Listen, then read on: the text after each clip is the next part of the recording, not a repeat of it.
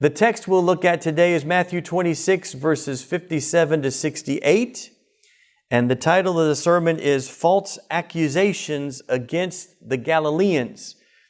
We've got a handout on the back there on that piano-looking thing if anybody wants to have one of those to take notes. But let's just start our text. We'll begin in verse 57 here. 57, and then those who had seized Jesus led him to Caiaphas, the high priest, where the scribes and the elders had gathered. 59, verse 59. Now the chief priests and the whole council were seeking false testimony against Jesus so that they could put him to death. But they found none, even though many false witnesses came forward.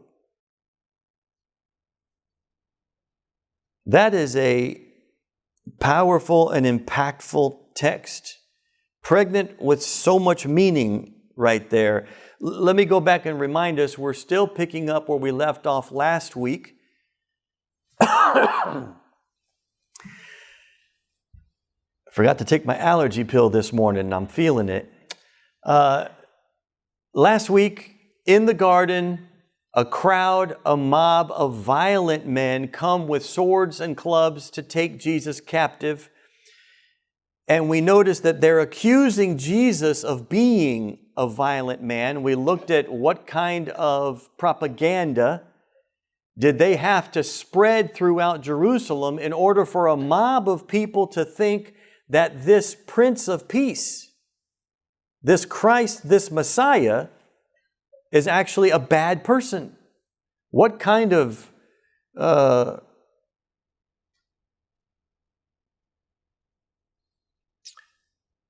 fake news would you have to propagate throughout Jerusalem to convince a mob of people that this is a violent man? And we found out that it actually turns out that the synagogue of Jews were the violent people. Those inhabiting the temple in Jerusalem at that time were the violent people, and they preferred Barabbas, a violent man, over Jesus, the Prince of Peace, the Christ, the Messiah. And so we're returning back in the story now to a judicial system, a governmental system, first century Jerusalem, that had gone awry. It had been corrupted. People were not after the truth anymore, and people were eager to accuse a good person of something that they did not do in order to find a way to prevent him from taking over, prevent him from taking office, even to put him to death. That's what this administration was looking to do. So they're seeking false testimonies in order to find a reason to be able to kill a guy. Lots of false witnesses, lots of people that were willing to lie came forward, is what the text says. A lot of false witnesses came forward, but they couldn't accuse him of something that they could put him to death for. So what do you do? What do you do when you want to kill somebody that hasn't done anything wrong?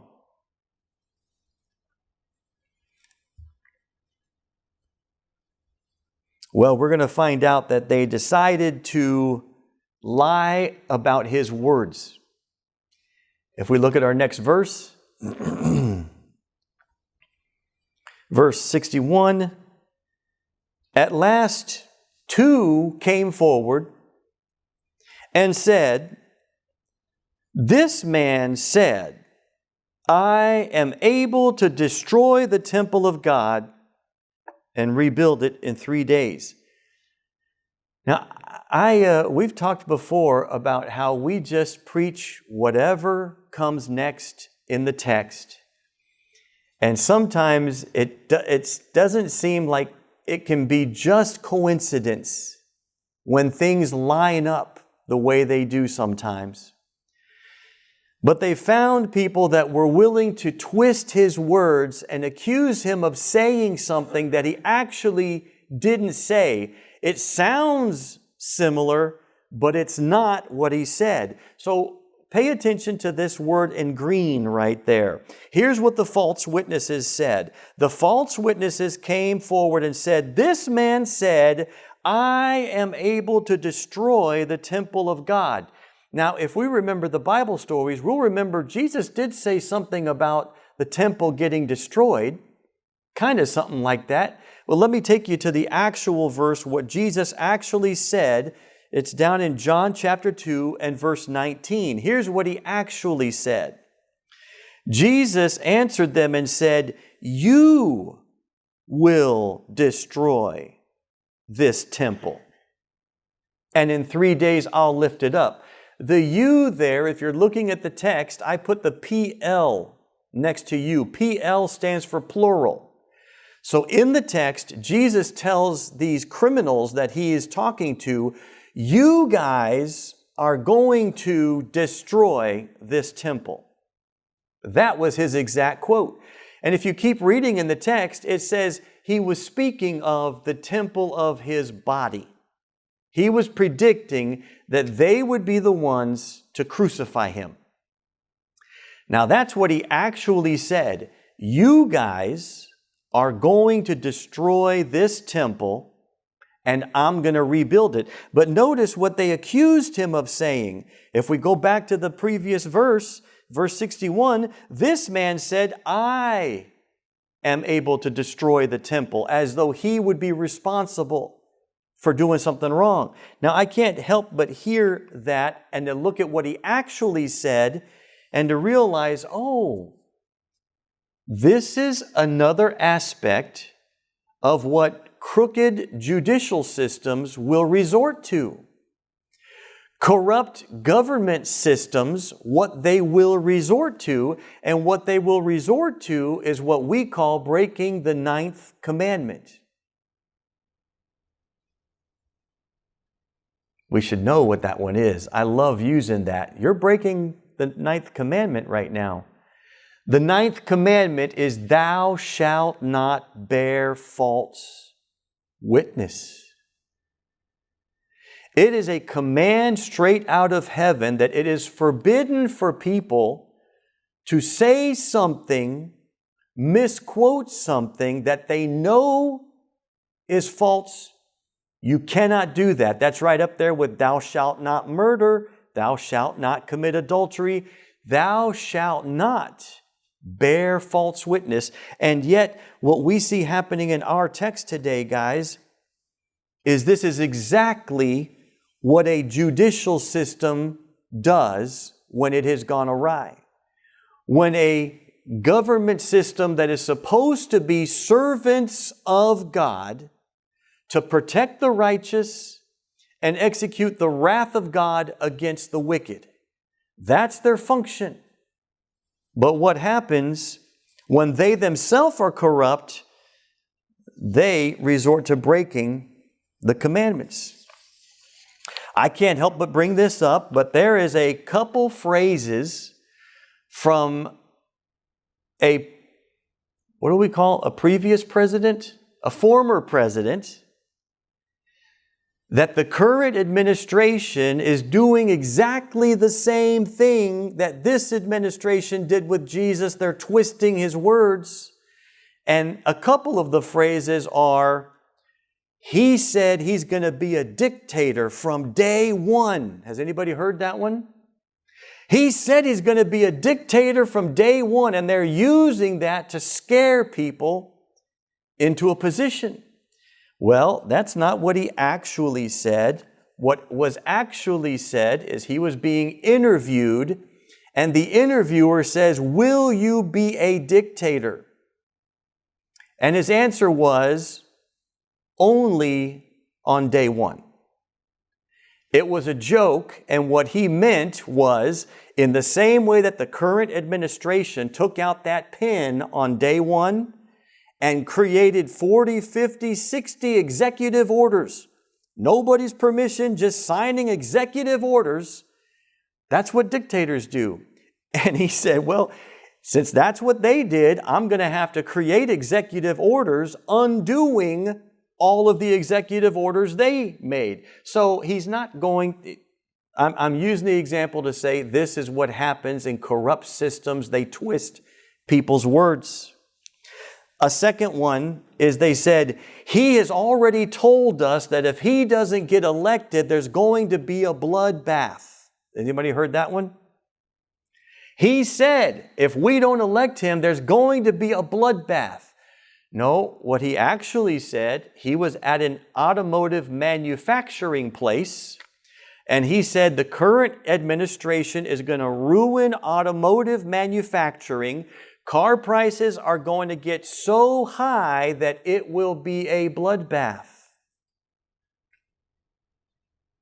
So I'm fascinated that as we look at Jesus' trial, the same tactics that were being used to get someone out of the way, we're witnessing the exact same thing today.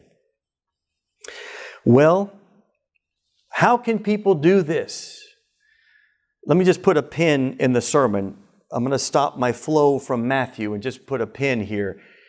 I always ask myself, boy, you look at somebody and you just don't seem like somebody could be so barbaric, deceitful, and on TV to boot.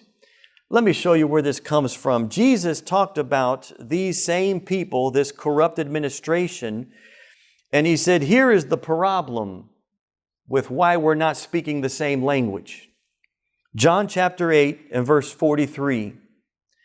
Jesus is speaking, and Jesus is asking the corrupt administration, why don't you understand what I say? It's because you cannot bear to hear my word. You are of your father, the devil, and your will is to do your father's desires. He was a murderer from the beginning, and he does not stand in the truth because there is no truth in him. This is how people are able to lie. This is how people are able to break the 9th commandment and bear false witness. This is how people are able to create fake news, because you are of your father, the devil. Your will is to do your father's will. He was a murderer from the beginning. He doesn't stand in the truth because he hates the truth.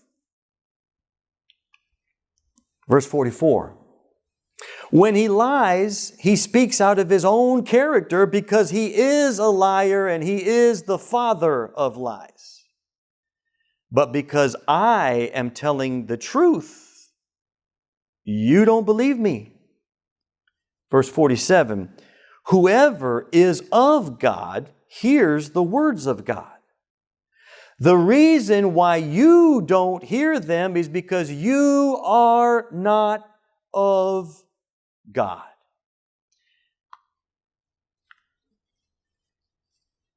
That's a powerful text. You know, there's a tendency, because we're all soft-hearted, there's a kind of this tendency to want to say, well, we're all God's children. We're all children of God. But if you look at that text,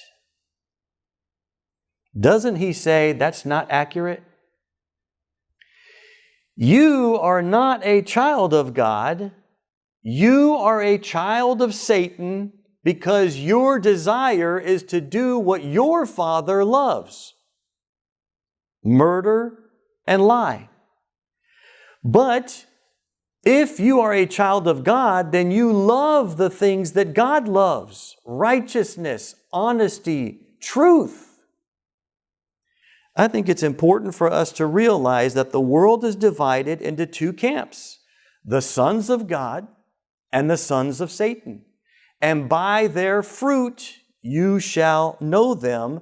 Bad fruit can't come from a good tree, and good fruit isn't going to come from a bad tree.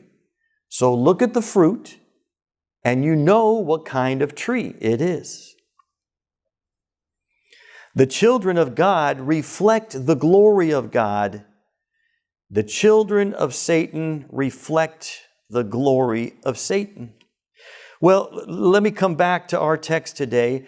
The idea that they broke the 9th commandment, God hates bearing false witness, hates distortions of the truth, and He built things into His judicial system throughout the law of Moses to protect against anybody that would bear false witness or distort the truth. Let me walk you through 3 things here. This Old Testament judicial system that protected against false witness. Number 1, He gave the commandment. Exodus chapter 20 and verse 16.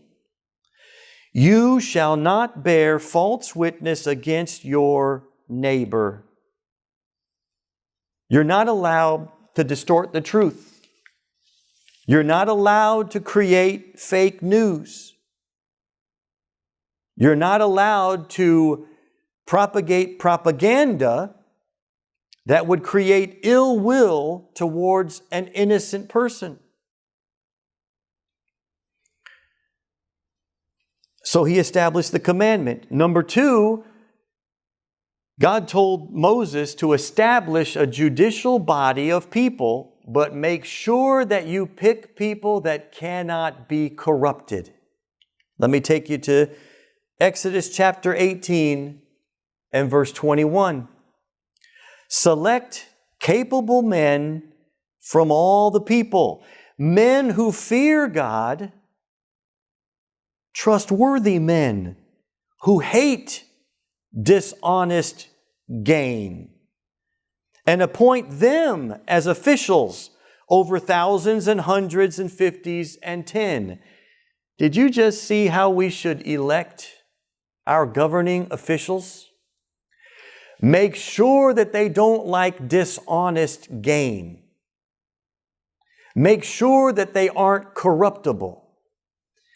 I got to tell you, if someone goes into an office that pays $150,000 a year, and after 4 years of making $150,000 a year, they're now multimillionaires, there's something about those numbers that just don't add up. Somebody has done something corrupted. So God says, make sure you put people in office who cannot be corrupted. And then the third thing He says is, here's the consequence. Here is how you handle when you figure out somebody has propagated fake news, when you realize someone is creating propaganda, when you recognize that a group of people is spreading false witness, here's what you do to those people. Deuteronomy chapter 19 and verse 16. If a malicious witness arises to accuse a person of wrongdoing, then both parties to the dispute shall appear before the Lord, before the priests and the judges who are in office in those days. The judges shall inquire diligently, and if the witness is a false witness and has accused his brother falsely, verse 19, then you shall do to him as he meant to do to his brother. You shall purge the evil from your midst. And all the rest will hear and fear, and shall never again commit such evil amongst you. And pay attention to verse 21. You shall show no pity. No pity. Because you've got to stop evil before it infects the whole loaf of bread. Get these people out. And if someone accuses someone of something that they really haven't done, and you discover that they're lying, then that person gets the punishment that they were trying to get for the other guy. Boy, that would be so useful today, wouldn't it? He says it's important that you do this, and it's important that you do this without mercy and without pity, because it's important that you get the evil out of your midst. Purge the evil from your midst. Get them out so that you can have a hope of experiencing a righteous community, because if you don't, then the hearts of men will be filled with evil schemes. Let's come back to our sermon here, and that's exactly what they've done to Jesus. This judicial system, this religious Jewish hierarchy of Sadducees and scribes and Pharisees that are ruling in Jerusalem, that Jesus has already said is a violent den of robbers, they're the ones that are supposed to be upholding the righteous law of God. They're the ones that are supposed to be upholding the 9th commandment, don't bear false witness. They're the ones that are supposed to be the righteous men that have been elected to office because they're above reproach and they won't accept a bribe. And they're supposed to execute judicial systems where if someone lies, you discover it and that person gets punished and purged out of the city. And the people that are responsible for doing that are the very ones that are the criminals. And here they're bringing false accusation against Jesus, and He's not going to get a fair trial. And so what does Jesus answer to them? What is Jesus' response to the reality that He is not going to get a fair trial from this judicial process? We go back to our text, verse 62. And the high priest stood up and said, "Have you no answer to make? What is it that these men testify against you?" But Jesus remained silent. And the high priest said to him, "I adjure you by the living God, tell us if you are the Christ, the Son of God." And then Jesus said to him, "You have said so. But I tell you from now on, you will see the Son of Man seated at the right hand of power and coming on the clouds of heaven." That's Jesus' response. Now, if you don't recognize His response, and a lot of people evidently haven't recognized Jesus' words, because people have turned this into what is called a parousia. A parousia is a second coming of Christ. End time second coming. And if you don't know much about the text, if you look down at that text and you aren't seeing Jesus quoting the Old Testament, then you might make up a parousia type interpretation. But when you look at the text and you recognize, oh, Jesus is quoting the Old Testament, then you recognize this is not a parousia text. This is an exaltation text. Jesus is saying in these words, and you might not see it, so I'm going to go through the Old Testament and help you understand what those words meant in the Old Testament. But Jesus is claiming, you guys think you have power over me right now, but from this moment on, I am going to be exalted. I am going to be lifted up into a position of power and authority that will be far beyond the power and authority that you have. You guys are going to witness my exaltation. Another aspect of this text was covered in Matthew chapter 24. And we spent a lot of time expositing Matthew 24 in order to understand what Jesus was saying. So some of the intratextual markers that we should be aware of here is Jesus told them, this scene, your brain may be kind of creating some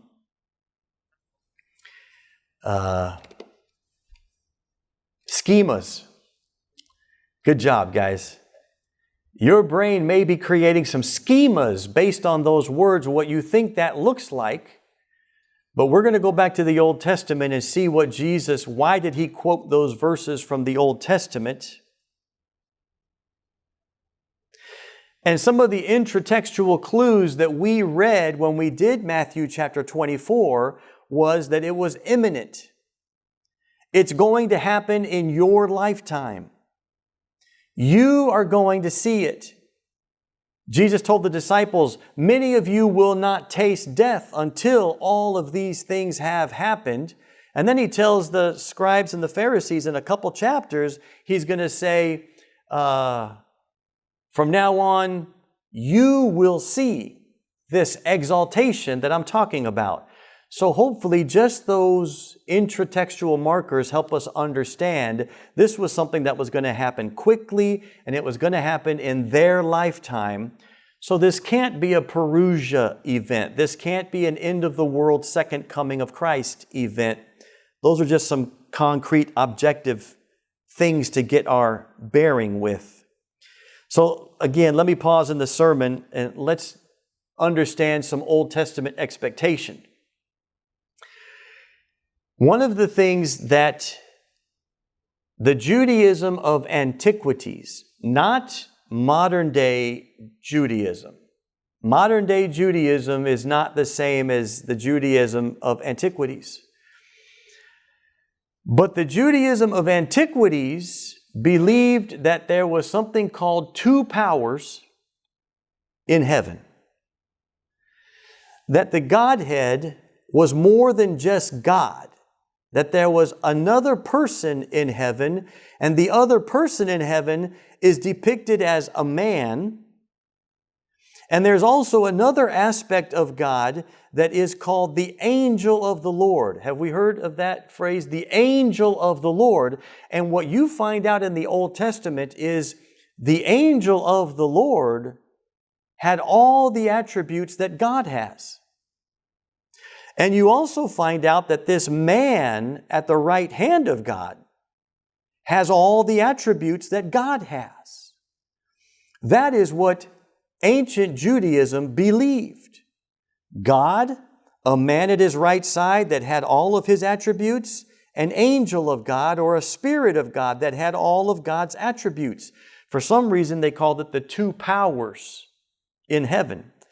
I want to roll that out and show you why did they believe that there was multiple components of the Godhead when today Jews reject that. Just let me fast forward. Once Jesus came and was resurrected from the dead and was seen and praised and worshiped as the man figure that had all of God's attributes, which the Old Testament spoke about.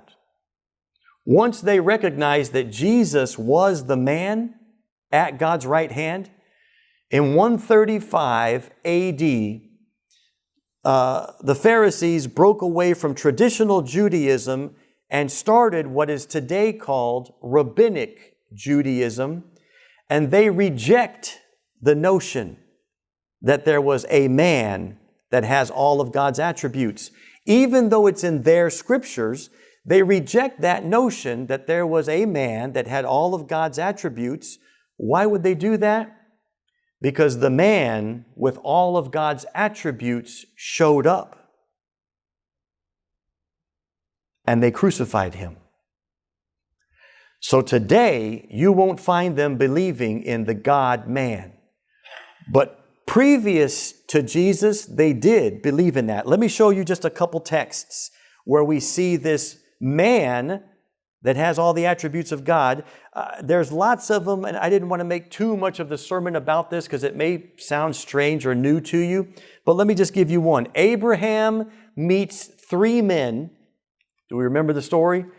Abraham meets three men. They're called men. He stands under a tree with these men. He washes their feet, so they have feet, and he feeds them, so they all eat. Sounds like three dudes. But then we have a surprise. Let's look at the text, Genesis 18 and verse 1. And the Lord appeared to him by the oaks of Mamre, and he sat at the door of his tent in the heat of the day. He lifted up his eyes and looked, and behold, three men were standing in front of him. When he saw them, he ran from the tent to the door to meet them and bowed himself to the earth. And he stood by them under the tree while they were eating. And they said to him, "Where is Sarah, your wife?" And he said, "She's in the tent." And then the Lord said, "I'll return to you about this time next year." You keep reading there in Genesis 18 and you find out that these three men who had feet that Abraham washed, who had mouths that Abraham fed, you find out, oh, one of them is God and the other two are angels. So it is not strange to Judaism that God could take the form of a man. You see it repeatedly throughout the Old Testament. This is what's called a theophany. A theophany. This is a great word to know. Theophany.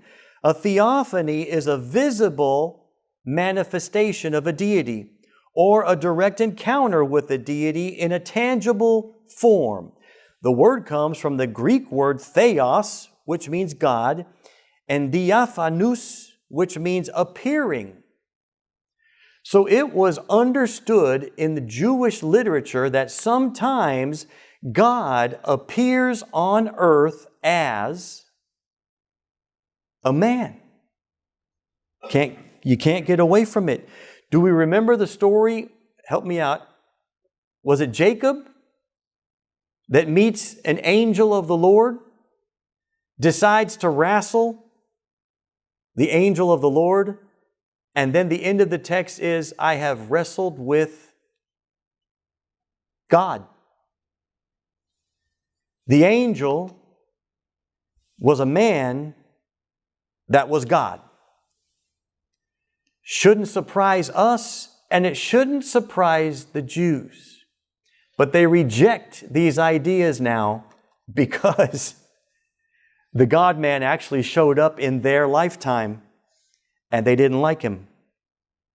Another aspect of this God-man, Zechariah chapter 13, and verse 7, "Awake, O sword, against my shepherd, against the man who stands next to me, declares the Lord."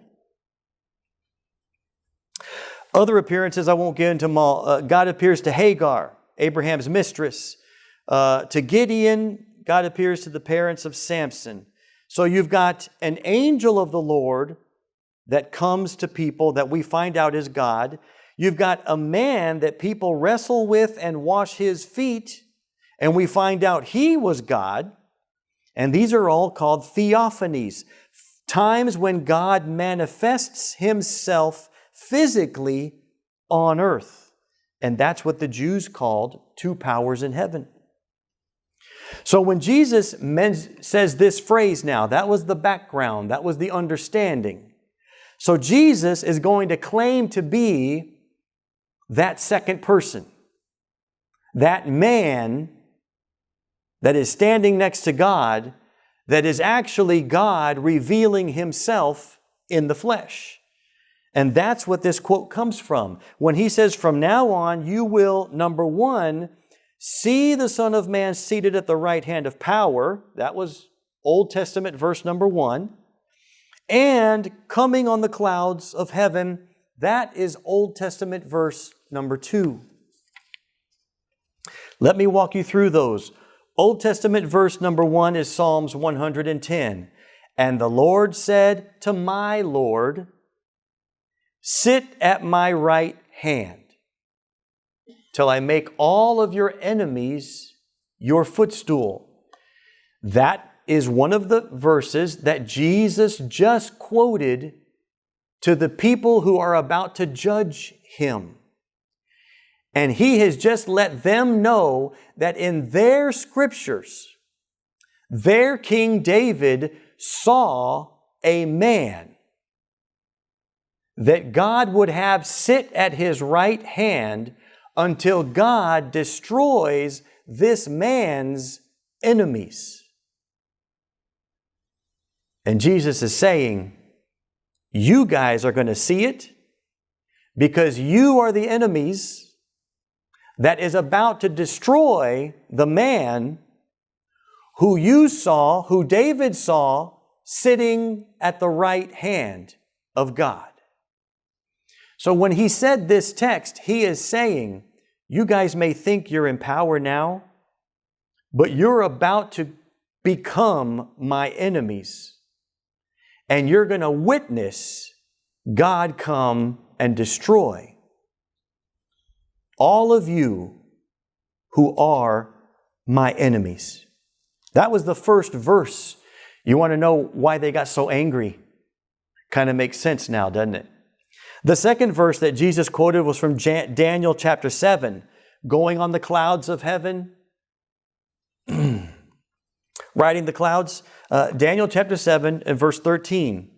Daniel sees a vision of this second power in heaven, this man at God's right hand.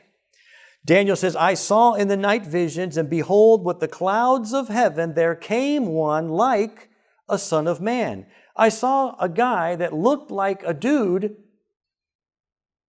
going to heaven. And he came to the Ancient of Days, that's God, and stood and was presented before him. Verse 14.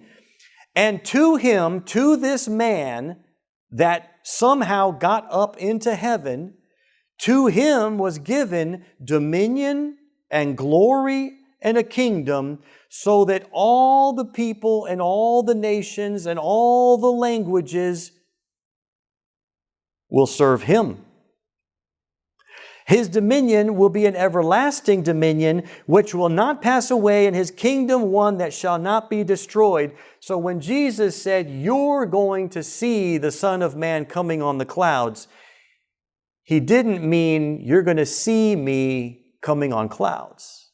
He was quoting this text in Daniel 7.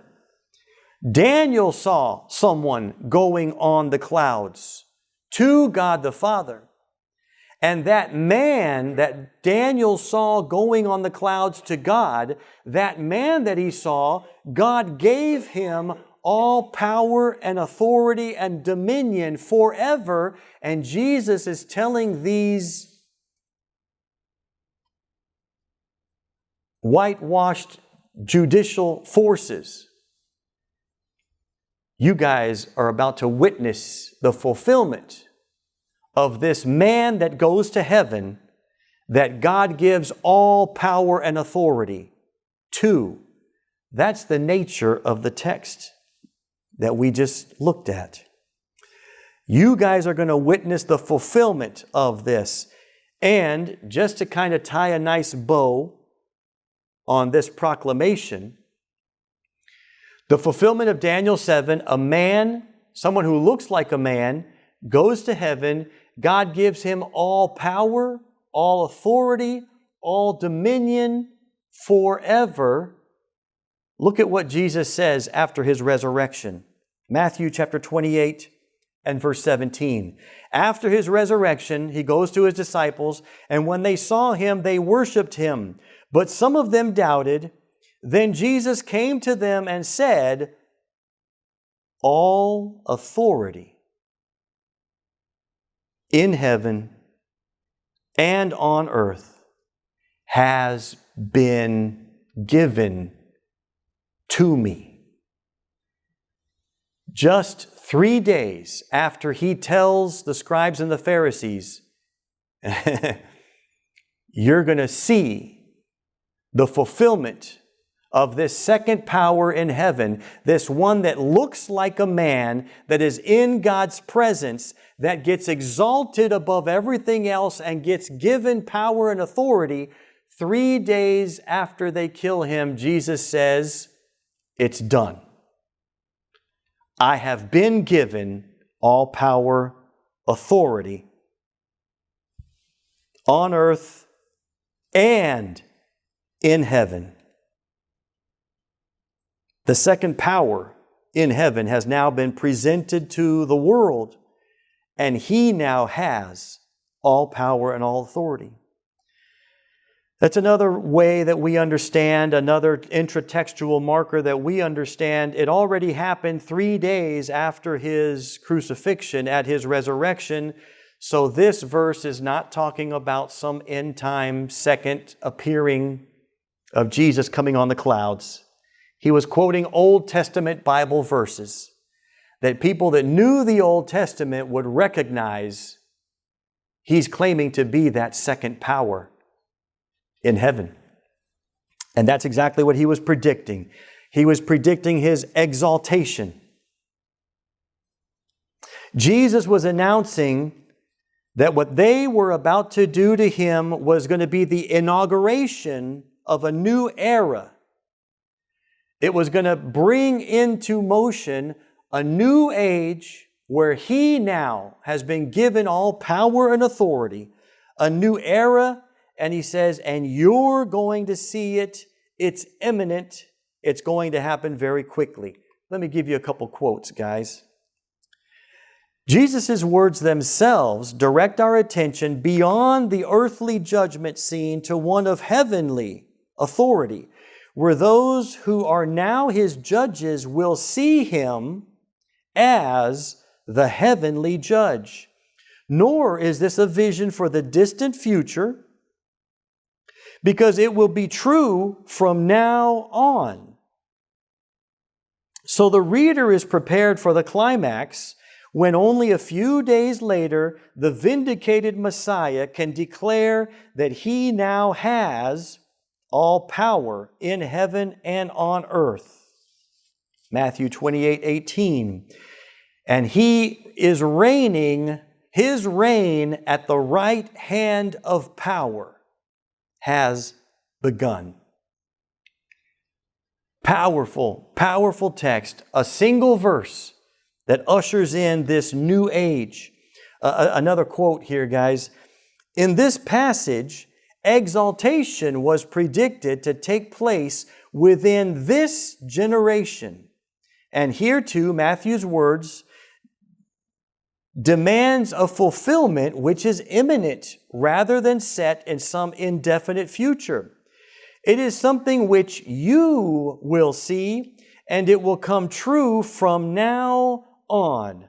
Only a few days later, the risen and vindicated Jesus will declare the fulfillment of Daniel 7:14 in his assertion that all authority in heaven and on earth has been given to me.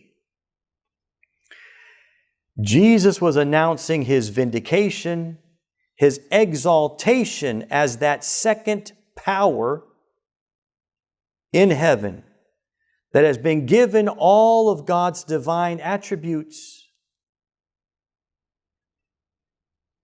Right now, he says, right now you are judging me, but in a few days, I will be judging you. That's the text, guys, and the most important part of that text is working out what Jesus was saying when he said, from now on, you will see the Son of Man sitting at the right hand of the Father. That was Psalms 110. And the Son of Man coming on the clouds of heaven. That was Daniel chapter 7. He was quoting passages that he said are about to be fulfilled in me, my exaltation to the right hand of God. That's the text, guys. There's another little thing that I kind of skipped over, and this is an intratextual little marker. something that Matthew just drops a hint of in the text, but he doesn't develop it until next week. Here's the hint.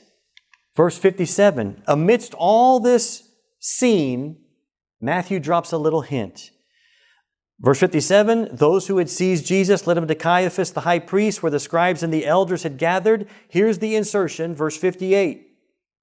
And Peter was following at a distance, as far as the courtyard of the high priest, and going inside, he sat with the guards to see the end.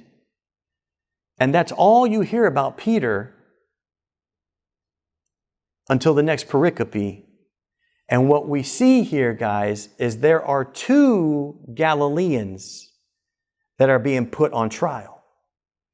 I think Matthew is contrasting the trial of Jesus and how Jesus stood up to his accusers. And next we're going to see another Galilean and how he stands up to his accusers.